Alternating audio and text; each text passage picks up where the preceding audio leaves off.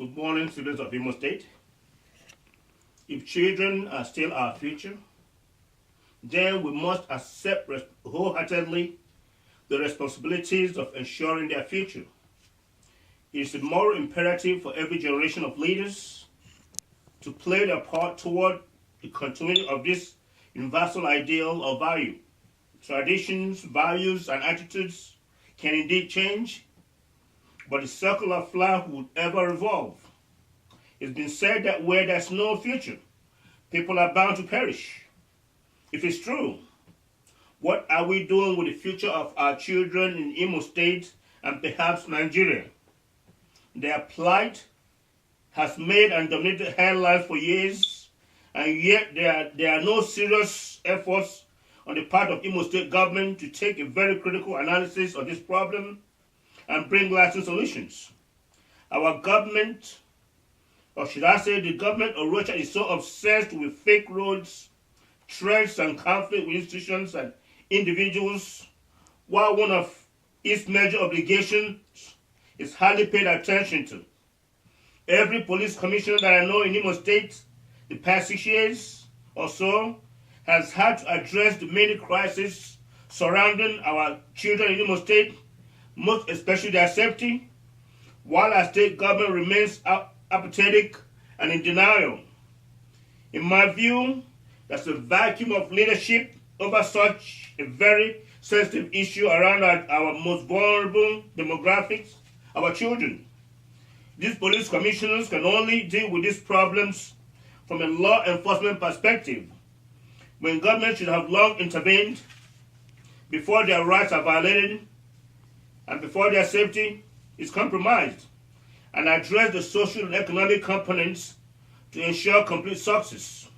In fact, it is my humble opinion that the federal and state governments should have yearly budgets and government departments solely engaged in addressing children issues and problems, especially given the level of poverty and hunger in the nation.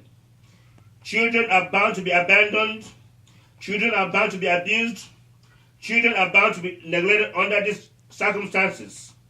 Not very long ago, an Igbo man killed his wife and child in Abuja, and his explanation was because he could no longer support them financially. And I believe that this is no aberration. It must be happening much more across the nation, and we are just not privy of them. While a sitting governor in Imo State is obsessed with the age of his successor, bickering with labor unions, bar association, and claiming he has kept all his promises, citizens of Imo State, it is so pathetic that child trafficking in the state has become a tragic epidemic. Our children are disappearing every day and unaccounted for. These are our most precious but most vulnerable group, and if we cannot protect them with all our resources, with all our mights, is it not our future that we are giving up?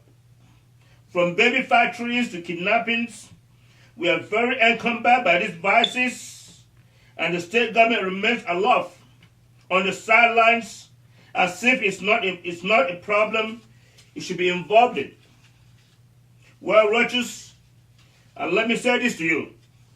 The safety of our most precious, the safety of all our citizens is one most primary responsibility of your government. You need to wade into this problem without delay. I've said it before, and I'm saying it again. Children are not articles of trade or some cargoes individuals aim to profit from, as we are seeing in our beloved state today in Imo State. Men and women have taken advantage of economic conditions and lawlessness and set up child breeding centers to reproduce children for sale, for adoptions, for rituals, and other unknown reasons. Some non-profit groups are using children as base and fronts to solicit money from both foreign and local institutions and from rich individuals. Their level of care for these children is so poor, and it rarely shows when you pay visit to any of these institutions. In essence, these children have become sources of investment and survival for many of these home and group owners. While I believe there are a few honest homes, given the complaints of more than 2 police commissioners, media coverages, it is safe to assume that children are in bondage and being traded in black markets every day in Imo State. Quite often, we see a spike in children being adopted and killed for rituals. These are atrocities that must be confronted and defeated immediately. The Imo State government should, without delay, take over all homes with motherless babies, foster care, and prosecute any individuals remotely profiting from our children. These should be government institutions and funded adequately. Perhaps a deputy commissioner for children's services should be appointed. Our love for our children, our desire for their future should not just end on our lips. We should sincerely invest in their welfare and safety. I do believe that one of the many ways to account for our children is to mandate all pregnant mothers to register their birth or pregnancy with government and have government monitor these pregnancies, offer whatever education and other resources to the mothers until birth.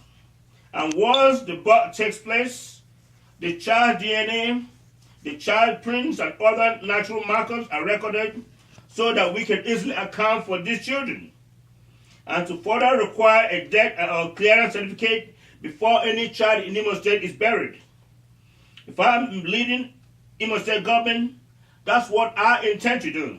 Thank you, and may God bless you.